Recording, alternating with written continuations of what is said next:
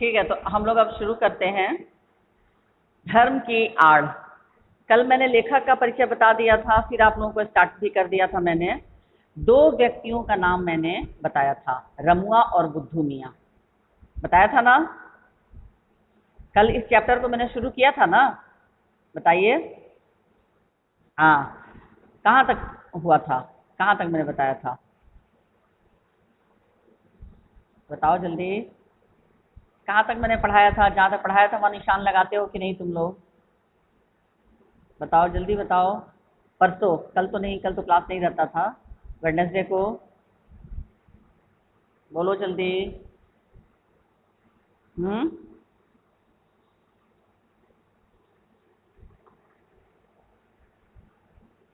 अभी कितना स्ट्रेंथ हो गया? 32, है ना। अभी तक सब आ ही रहे हैं। हम्म।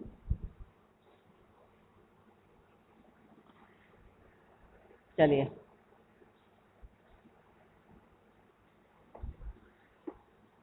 मैं फिर से शुरू कर दे रही हूँ कि इस समय देश में धर्म की धूम है।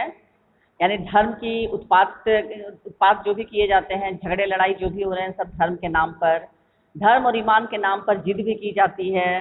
धर्म और ईमान के नाम पर लोग एक दूसरे को काटने मारने के लिए उतारू हो जाते हैं।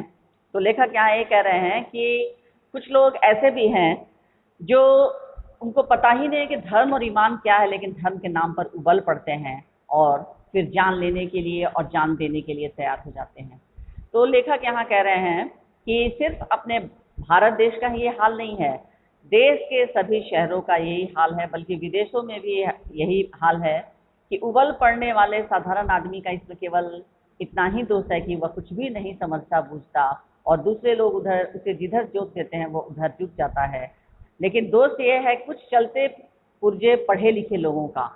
ये पढ़े लिखे लोग क्या करते हैं, मूर्ख लोगों की शक्तियों और उत्साह का दुरुपयोग इसलिए करते हैं कि उनका नेतृत्व और उनका बड़प्पन बना रहे, कायम रहे। और इसके लिए वो लोग क्या करते हैं, धर्म और ईमान की बुराइयों से काम लेना उनको सबसे आसान काम मालूम पड़ता है, और ये सबसे आसान है ही। अब मान लीजिए किसी सीधे साधे व्यक्ति को आप कहते हैं कि वो हिंदू धर्म का है, और ये मैं उदाहरण के तौर पे आप लोगों को समझा रही हूँ, और आप अगर उसको कहते हैं कि देखो तुम्हारा धर्म हिंदू धर्म है, लेकिन तुम्हारे धर्म को, तुम्हारी दुर्गा माता को, तुम्हारे राम जी को वो दूसरी जाति का व्यक्ति जो कि मुस्लिम है या सिख है या ईसाई है, वो तुम्हारी माँ दुर्गा जी को, तुम्हारी माता रानी को गाली दिया है, तो थोड़ी देर के लिए आपके मन में गुस्सा का भाव आएगा ना? आएगा या नहीं? थोड़ी देर के लिए मन क्रोधित होगा कि अरे मेरे धर्म के प्रति कोई कैसे खराब बात बोल दिया, मेरे दुर्गा माँ को कोई कैसे खराब बोल दिया। तो ये जो पढ़े लिखे लोग जो होते हैं, जो बेवकूफ़ लोगों को, जो समझदार नहीं हैं, जिनको आसानी से जिधर जो चाहते हैं, पढ़े लिखे लोग, पैसे वाले लोग उनको जिधर जो देना चाहते हैं, जिस दिशा में उनको ले जाना चाहते हैं, बहुत आसानी से उन लोगों को लेके चले जाते हैं, क्योंकि वो सीधे साधे होते हैं। वो पूछते भी नहीं हैं कि आखिर ये हमको करना क्या है धर्म के नाम पर। तो धर्म के नाम पर क्या करना है, तुमको चलना है, अपना प्राण दे देना है, या तो प्राण ले लेना है। और साधारण से साधारण आदमी तक के दिल में यही बात अच्छी तरह से बैठी हुई है कि धर्म और ईमान की रक्षा के लिए प्राण तक दे देना वाजिब है। बेचारा साधारण आदमी धर्म के तत्वों को क्या जाने, लकीर पीटते रहना ही वो अपना धर्म समझता है। और उसकी इस अवस्था से चालाक लोग इस समय बहुत बेजा फायदा उठा रहा है। पाश्चात्य देशों में धनी लोगों की, गरीब मजदूरों की झोंपड़ी का मजाक उड़ाती हुई अट्टालिकाएं आकाश से बातें करती हैं।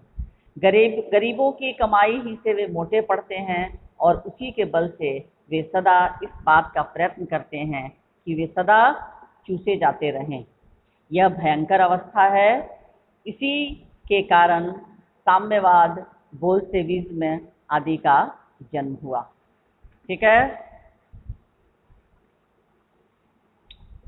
अभी कितने स्टूडेंट्स आ गए बताओ, देखकर बताओ कोई। 34, ओके। हमारे देश में इस समय धनपतियों का इतना जोर नहीं है। यहाँ धर्म के नाम पर कुछ इने गिने आदमी अपने हीन स्वार्थों की सिद्धि के लिए करोड़ों आदमियों की शक्ति का दुरुपयोग किया करते हैं। लेखक कह रहे हैं कि हमारे देश में इस समय धनपतियों का इतना जोर नहीं है। धनपतियों मतलब कोई बता सकता है धनपतियों का क्या अर्थ होगा? अमीर, पैसे वाले। यहाँ पर जोर किसका है? धर्म के नाम पर कुछ इने गिने आदमी अपनी स्वार्थ की सिद्धि के लिए क्या करते हैं? करोड़ों आदमियों की शक्ति का दुरुपयोग करते हैं। गरीबों का धनाढ्यों द्वारा चूसा जाना इतना बुरा नहीं है। कह रहे हैं लेखक कि गरीबों का, अमीर लोग क्या करते हैं? अपने पैसे के बल पर गरीबों को काम में जोत देते हैं कि तुम मेरा ये काम कर दो, तुमको पैसा दे देंगे। और बेचारा गरीब मजदूर वो क्या करता है? काम करता है। और अमीर उसे क्या करते हैं? पैसा देते हैं और पैसा देकर काम करवाते हैं। तो लेखक यहाँ इस चीज़ को बुरा नहीं मानते हैं, लेकिन कह रहे हैं कि वहाँ है धन की मार और यहाँ है बुद्धि पर मार। यहाँ बच्चों ध्यान रखोगे, वहाँ से तात्पर्य है विदेश और यहाँ से तात्पर्य है भारत। लेखक यहाँ कह रहे हैं वहाँ है धन की मार, यानी वहाँ के लोगों को धन का लालच देकर लोगों को काम में लगा दिया जाता है। लेकिन हमारे भारत देश में क्या है? बुद्धि पर मार, यानी सीधे साधे जो लोग हैं, एकदम सीधे सपाटा, जिनको कुछ पता नहीं है कि उनको कहाँ उनके शक्ति का दुरुपयोग किया जा रहा है कि सदुपयोग किया जा रहा है, उस बेचारे को कुछ पता नहीं। तो यहाँ पर जो पढ़े लिखे समझदार लोग हैं वो क्या करते हैं? पहले उनकी बुद्धि को पूरी तरह से भ्रष्ट कर देते हैं और कह देते हैं कि तुम्हारे धर्म के नाम पर विपदा आने वाली है, तुम्हारे धर्म को लोग इस तरह से हीन दृष्टि से देख रहे हैं, तो तुम अपने धन की रक्षा के लिए जाओ, फलना को मार कर आ जाओ। और वो बेचारा सीधा साधा आदमी चल पड़ता है। वहाँ धन दिखाकर करोड़ों को वश में किया जाता है और फिर मनमाना धन पैदा करने के लिए जोत दिया जाता है। और यहाँ है बुद्धि पर पर्दा डालकर पहले ईश्वर और आत्मा का स्थान अपने लिए लेना और फिर धर्म, ईमान, ईश्वर और आत्मा के नाम पर अपनी स्वार्थ सिद्धि के लिए लोगों को लड़ाना, भिड़ाना। अब लेखक कह रहे हैं कि बुद्धि पर पर्दा डालकर पहले क्या किया जाता है? ईश्वर और आत्मा का स्थान लोग लोग बुद्धि पर पर्दा डालते हैं। कौन लोग? पढ़े लिखे पैसे वाले लोग। तो ये लोग क्या करते हैं? अपना वर्चस्व, अपनी सत्ता कायम करने के लिए सीधे साधे लोगों को क्या करते हैं कि बुद्धि के नाम उनकी सबसे पहले आत्मा, ईश्वर और आत्मा का स्थान हटाकर वहाँ अपने आप को स्थापित कर देते हैं और फिर धर्म, ईमान, ईश्वर और आत्मा के नाम पर अपने स्वार्थ की सिद्धि के लिए क्या करते हैं? करोड़ों लोगों को आपस में लड़ाते भिड़ाते हैं। यहाँ तक समझ में आया सबको? हाँ बताओ, यहाँ तक समझ में आया कि किस तरह से पढ़े लिखे लोग बेवकूफ़ बनाते हैं? नेक्स्ट आगे, मूर्ख बेचारे धर्म की दुहाइयाँ देते और दीन दीन चिल्लाते हैं। और लेकिन मूर्ख जो बेचारे हैं वो धर्म की दुहाई देते रहते हैं और अपने प्राणों की बाजियां खेलते हैं और थोड़े से अनियंत्रित और धूर्त आदमियों का आसन ऊंचा करते और उनका बल बढ़ाते हैं। तो लेखक कह रहे हैं कि ये लोग अपने प्राणों तक को न्यौछावर करने से पीछे नहीं हटते, ये सीधे साधे लोग। और ये कैसे होता है? थोड़े से अनियंत्रित और धूर्त आदमियों का आसन ऊंचा करते हैं और उनका बल बढ़ाते हैं। धर्म और ईमान के नाम पर किए जाने वाले इस भीषण व्यापार को रोकने के लिए साहस और दृढ़ता के साथ उद्योग होना चाहिए। यहाँ उद्योग से तात्पर्य है कर्म, काम होना चाहिए। जब तक ऐसा नहीं होगा तब तक भारतवर्ष में नित्य प्रति बढ़ते जाने वाले झगड़े कम ना होंगे। अब लेखक कह रहे हैं कि अगर हम जब तक लोग, देखो बच्चों, सबसे बड़ी बात क्या है कि कुछ बातें होती हैं जो कहने सुनने में बड़ी अच्छी लगती हैं, लेकिन प्रायोगिक यानी प्रैक्टिकल दृष्टि से उसको देखा जाए तो उसका कोई महत्व नहीं होता है।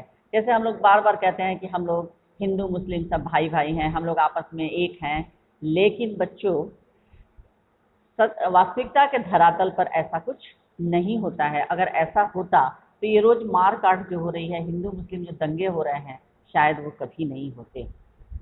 तो लेखक क्या कर रहे हैं कि अगर हम लोग सिर्फ कथनी में विश्वास करेंगे, करनी में नहीं, तो फिर हमारे देश की स्थिति कभी भी सुधरने वाली नहीं है। यहाँ लेखक फिर आगे कहते हैं कि धर्म की उपासना के मार्ग में कोई भी रुकावट ना हो। यानी धर्म की उपासना, जो व्यक्ति जिस धर्म को मानना चाहता है उसको मानने के लिए स्वतंत्र छोड़ दिया जाए, उस पर कभी भी किसी धर्म को थोपा जाना नहीं चाहिए। जिसका मन जिस प्रकार चाहे उसी प्रकार धर्म की भावना को अपने मन में जगावे। धर्म और ईमान मन का सौदा हो, ईश्वर और आत्मा के बीच का संबंध हो, आत्मा को शुद्ध करने और ऊंचे उठाने का साधन हो। वह किसी दशा में भी किसी दूसरे व्यक्ति की स्वाधीनता को छीनने या कुचलने का साधन न बने। लेखक कह रहे हैं कि धर्म जो है वो उत्थान का मार्ग होना चाहिए, पतन का नहीं। किसी व्यक्ति को स्वतंत्र रूप से किसी भी धर्म को मानने की स्वतंत्रता होनी चाहिए। जिस धर्म को मानना चाहे कभी भी उस पर अपने विचारों को थोपना या लादना नहीं चाहिए। आपका मन चाहे उस तरह का धर्म आप माने और दूसरों का मन चाहे उस प्रकार का धर्म वह माने। दो भिन्न धर्मों के मानने वालों के टकरा जाने के लिए कोई भी स्थान न हो। यदि किसी धर्म के मानने वाले कहीं जबरदस्ती टांग अड़ाते हों तो उनका इस प्रकार का कार्य देश की स्वाधीनता के विरुद्ध समझा जाए। लेखक कह रहे हैं कि अगर कोई व्यक्ति जबरदस्ती किसी के धर्म के मामले में टांग अड़ाता है तो हमें क्या मानना चाहिए? देश की आज़ादी के खिलाफ उसका यह कदम मानना चाहिए और इसके लिए उसको रोक देना चाहिए, उसको टोक देना चाहिए और उसको कहना चाहिए कि तुमको कोई अधिकार नहीं है किसी दूसरे के धर्म में टांग अड़ाओ। किसी दूसरे के धर्म को तुम कहो कि नहीं वो तुम उस धर्म को मत मानो, तुम इस धर्म को मानो। किसी भी व्यक्ति को यह अधिकार नहीं है कि वह किसी की धार्मिक मामलों में अपना हस्तक्षेप करे।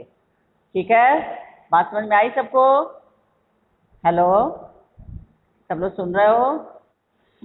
अब आगे लेखक कहते हैं कि देश की स्वाधीनता के लिए जो उद्योग किया जा रहा था, देश की स्वाधीनता के लिए जो काम किया जा रहा था उसका वह दिन निसंदेह अत्यंत बुरा था। जिस दिन स्वाधीनता के क्षेत्र में खिलाफत, मुल्ला, मौलवियों और धर्माचार्यों को स्थान दिया जाना आवश्यक समझा गया। लेखक कह रहे हैं कि वह दिन बहुत ही बुरा था जिस दिन स्वाधीनता के क्षेत्र में खिलाफत, मुल्ला, मौलवियों और धर्माचार्यों को स्थान दिया जाना आवश्यक समझा गया। एक प्रकार से उस दिन हमने स्वाधीनता के क्षेत्र में एक कदम पीछे हटकर रखा। अपने उसी पाप का फल आज हमें भोगना पड़ रहा है। लेखक कह रहे हैं कि जिस दिन हमारा देश आज़ाद हुआ उस दिन क्या किया गया? मुल्ला, मौलवियों और धर्माचार्यों को धर्म में स्थान दे दिया गया और कहा गया कि ये हमारे देश के ऐसे व्यक्ति हैं, ये मुल्ला जो है, मौलवी है या धर्माचार्य जो हमारे देश की रक्षा करेंगे, धर्म की रक्षा करेंगे। लेकिन हुआ ठीक इसके उल्टा, ठीक इसके विपरीत हुआ, क्योंकि इन लोगों ने देश की आज़ादी की बात को बाद में सोचा और सबसे पहले धर्म को ही सर्वोपरि रखा।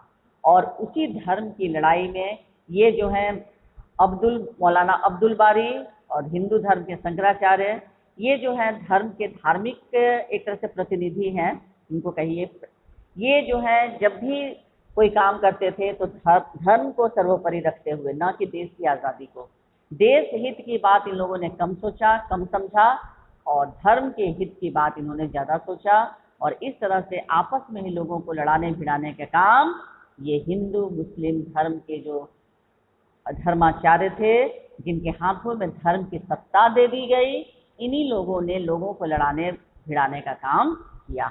तो लेखक कह रहे हैं कि ये जो हम लोगों ने इनको ऊंचा स्थान दे दिया गया और धर्म की सत्ता, धर्म का झंडा इनके हाथों में जो हम लोगों ने थमा दिया, तो लेखक कह रहे हैं कि यही सबसे बड़ी गलती हुई।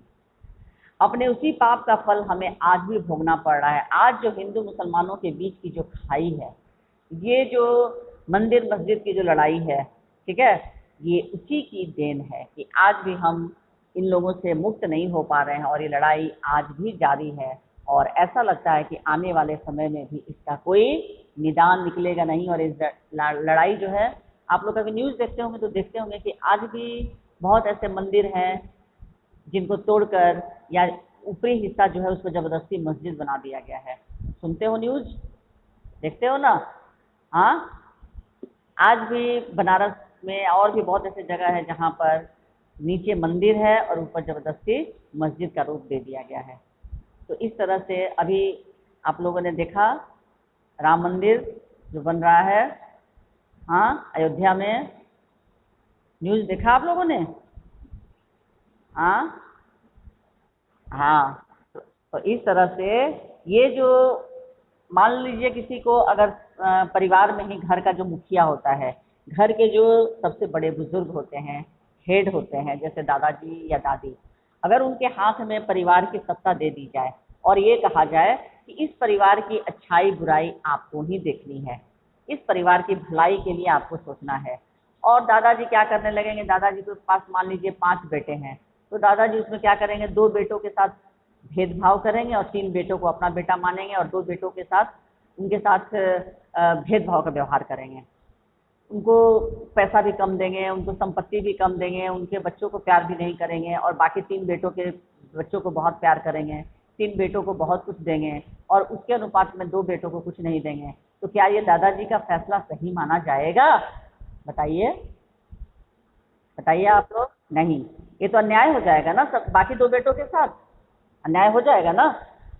तो परिवार का जो मुखिया होता है, जिसके हाथ में सत्ता दे दी जाती है कि इस घर की भलाई अब आपके हाथ में है, तो सबसे पहले तो उस व्यक्ति को, घर का जो मुखिया है, जो बुजुर्ग है, घर का हेड है, उसको निरपेक्ष होना चाहिए। निरपेक्ष का मतलब होता है किसी के भी साथ भेदभाव का व्यवहार नहीं। 5 बेटे हैं तो पांचों को समान रूप से देखें, समान दृष्टि से देखें और सबके बच्चों को वही स्नेह दें, है ना। बच्चों में कोई पक्षपात न करें, धन संपत्ति के बंटवारे में कोई पक्षपात न करें और 5 बेटों को समान रूप से प्यार करें। ये होना चाहिए, तब वो परिवार जो है सही तरीके से एक मत होकर और एकता की भावना के साथ आगे बढ़ेगा। लेकिन जब घर का मुखिया ही उसमें दरार पैदा कर दे, भेदभाव की भावना पैदा कर दे, तो फिर वो परिवार कभी भी टूट कर बिखर सकता है। और वही स्थिति हमारे देश की हुई। जब हिंदुस्तान पाकिस्तान का बंटवारा हुआ तो ये मौलाना अब्दुल बारी की और शंकराचार्य, ये इनको देश की स्वाधीनता के समय में ही, संग्राम के समय में ही इनको देश के सामने दे दिया गया कि धर्म के बागडोर आपके हाथ में है, लेकिन इन लोगों ने उसका सदुपयोग नहीं किया बल्कि दुरुपयोग ही किया। फिर लेखक इसी बात को बता रहे हैं कि देश को स्वाधीनता के संग्राम ही ने मौलाना अब्दुल बारी और शंकराचार्य को देश के सामने दूसरे रूप में पेश किया, उन्हें अधिक शक्तिशाली बना दिया और हमारे इस काम का फल यह हुआ कि इस समय हमारे हाथों से ही बढ़ाई इनकी और इनके से लोगों की शक्तियाँ हमारे जर उखाड़ने और देश में मजहबी पागलपन, प्रपंच और उत्पाद का राज्य स्थापित कर रही है। ये इन्हीं के कारण हुआ। अब यहाँ पर बारी आती है नेक्स्ट स्टेंजा में महात्मा गांधी के बारे में। ठीक है, महात्मा गांधी धर्म को सर्वत्र स्थान देते हैं। सर्वत्र मतलब सब जगह। वे धर्म को समान रूप से देखते हैं और समान इज्जत देते हैं। वे एक पग भी धर्म के बिना चलने के लिए तैयार नहीं, परंतु उनकी बात ले उड़ने के पहले प्रत्येक आदमी का कर्तव्य यह है कि वह भली भांति समझ ले कि महात्मा जी के धर्म का स्वरूप क्या है। यानी महात्मा जी के अनुसार, महात्मा गांधी के अनुसार धर्म का स्वरूप क्या है, धर्म का रूप क्या होना चाहिए। धर्म से महात्मा जी का मतलब धर्म ऊंचे और उदार तत्वों ही का हुआ करता है, उनके मानने में किसे ऐतराज हो सकता है। तो महात्मा गांधी के अनुसार धर्म जो है वो ऊंचे और उदार तत्वों का बना होता है और उनके मानने में किसी को भी ऐतराज नहीं होना चाहिए। अब महात्मा गांधी के अनुसार क्या है, अजान देने, जो मुस्लिम लोग मस्जिद में जाकर अजान देते हैं ना, नमाज जिसको पढ़ते हैं, तो अजान देने, शंख बजाने, नाक दाबने और नमाज पढ़ने का नाम धर्म नहीं है। शुद्ध आचरण यानी शुद्ध आचरण और सदाचार ही धर्म के स्पष्ट चिन्ह हैं। किनके अनुसार बच्चों बताइए? शुद्धाचरण और सदाचार धर्म के स्पष्ट चिन्ह हैं। वेरी गुड, महात्मा गांधी के अनुसार। यानी मनुष्य का आचरण, उसका व्यवहार कैसा होना चाहिए? शुद्ध होना चाहिए। और उसका व्यवहार कैसा होना चाहिए? सदाचार, सबके साथ एक जैसा ही व्यवहार होना चाहिए। यही धर्म के स्पष्ट चिन्ह है। ये महात्मा गांधी का, ये शॉर्ट क्वेश्चन में आता है बहुत इस तरह का प्रश्न, तो शॉर्ट क्वेश्चन में आपको इसको बनाकर रखना पड़ेगा, ध्यान रखेंगे। 2 घंटे तक बैठकर पूजा कीजिए और 5 वक्त नमाज भी अदा कीजिए, परंतु ईश्वर को इस प्रकार रिश्वत के दे चुकने के पश्चात यदि आप अपने को दिन भर बेईमानी करने और दूसरों को तकलीफ पहुंचाने के लिए आज़ाद समझते हैं, तो इस धर्म को अब आने वाला समय कदापि नहीं टिकने देगा। अब तो आपका पूजा पाठ न देखा जाएगा, आपकी भलमन साहस की कसौटी केवल आपका आचरण होगी। अब लेखक कह रहे हैं कि आने वाले समय में इस धर्म को अब आगे आने वाला समय आपको नहीं टिकने देगा। अब तो आपका पूजा पाठ नहीं देखा जाएगा, आपकी भलमन साहस की कसौटी केवल आपका आचरण यानी आपका व्यवहार ही देखा जाएगा। आप कितने भले हैं, उसी कसौटी का पैमाना क्या रहेगा, नापने का पैमाना क्या रहेगा, आपका व्यवहार। सबके कल्याण की दृष्टि से आपको अपने आचरण को सुधारना पड़ेगा, और यदि आप अपने आचरण को नहीं सुधारेंगे तो नमाज और रोजे, पूजा और गायत्री आपको देश के अन्य लोगों की आज़ादी को रौंदने और देश भर में उत्पातों का कीचड़ उछालने के लिए आज़ाद न छोड़ सकेगी।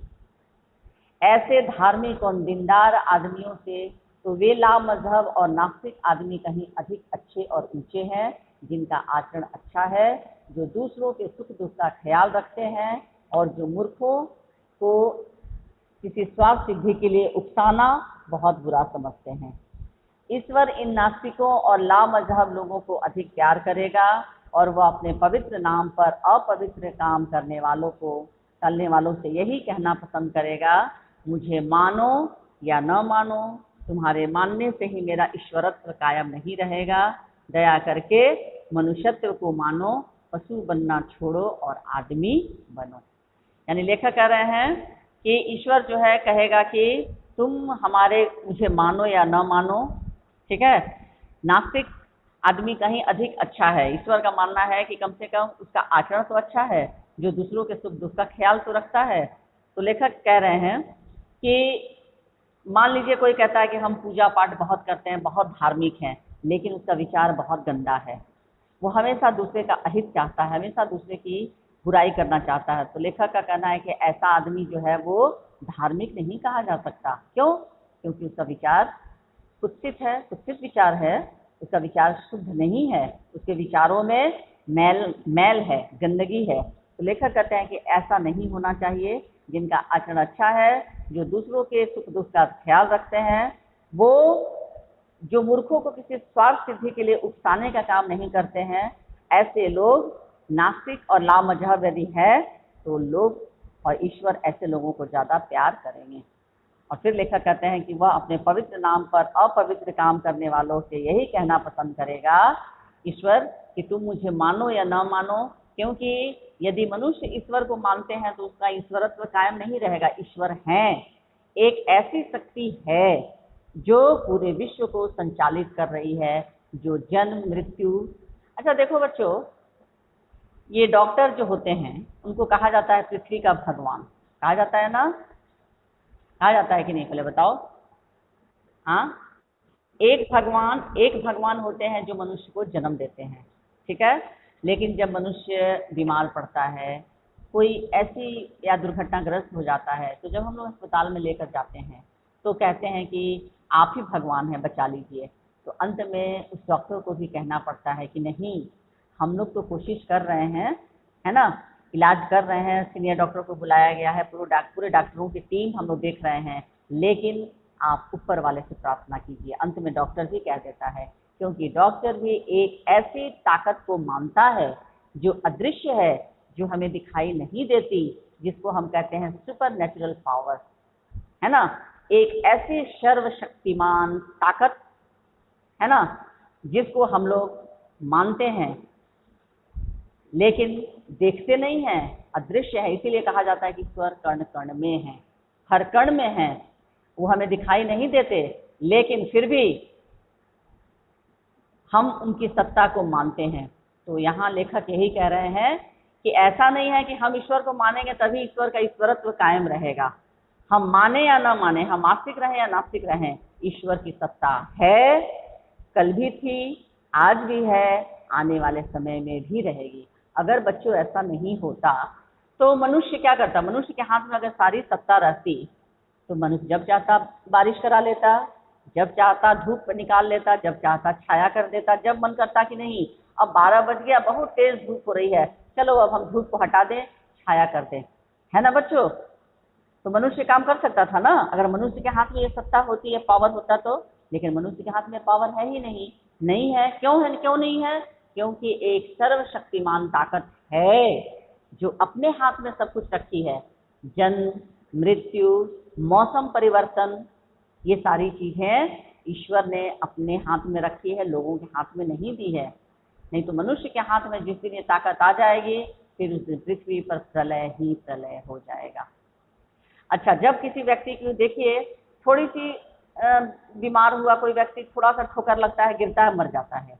कभी कभी ऐसा भी होता है कि एक बस जो है वो खाई में गिरती है, उस बस में 50 लोग रहते हैं, 40 लोगों की मृत्यु हो जाती है, 10 लोग बच जाते हैं। आग कहीं लगी, 20 लोग जल गए, 5 लोग बच गए। ठीक है, कोई पहाड़ पर से कोई गिरा, कुछ लोग गिरे एक साथ, कुछ लोग बच गए, कोई मान लीजिए हवाई जहाज दुर्घटनाग्रस्त हुई, रेल दुर्घटनाग्रस्त हुई, लेकिन जिसको मरना होता है वो मर जाता है, जिसको बचना होता है वो बच ही जाता है। तो क्यों बच जाता है? क्योंकि ईश्वर के हाथों अभी उसका समय पूरा नहीं हुआ रहता है। तो बच्चों, इस बात को आप लोग ध्यान रखिए कि धर्म और ईश्वर का ईश्वरत्व, यानी ईश्वर की सत्ता, ये दोनों दो चीजें हैं। धर्म को हमको मानने के लिए स्वतंत्र होना चाहिए, और दूसरों के धर्म को मानने के लिए वो व्यक्ति स्वतंत्र हैं। न हम किसी के धर्म में अपना हस्तक्षेप करेंगे, न किसी दूसरों को अपना धर्म मानने में हस्तक्षेप करने देंगे। ये हम लोगों को इसके लिए पूरी तरह से एकदम दत्तचित्त होना चाहिए, एकदम स्थिर होना चाहिए कि ना, हम हमारी जिस धर्म को मानने की इच्छा है हम उस धर्म को मानेंगे। हमारी इच्छा है कि हम ईश्वर के सामने 2 घंटा 4 घंटा बैठकर पूजा करें, ठीक है, करें।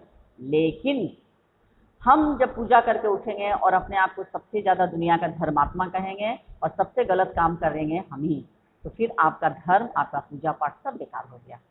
लेकिन यहाँ लेखक इस बात में कह रहे हैं कि ऐसा व्यक्ति जो ईश्वर की सत्ता को नहीं मानता, जो पूरी तरह से नास्तिक है, जो कहता है कि नहीं, न मैं मंदिर जाता हूँ, न मैं मस्जिद जाता हूँ, न मैं ईश्वर को मानता हूँ, न अल्लाह को मानता हूँ, लेकिन अगर वैसा व्यक्ति कभी भी किसी का मन नहीं दुखाता है, कभी भी गलत काम नहीं करता है, कभी भी किसी के धर्म पर टीका टिप्पणी नहीं करता है, किसी गरीब को नहीं सताता है, किसी सीधे साधे इंसान को नहीं सताता है, तो यहाँ लेखक कह रहे हैं कि वैसा व्यक्ति सबसे ज़्यादा धार्मिक है। सबसे ज़्यादा धार्मिक क्यों है?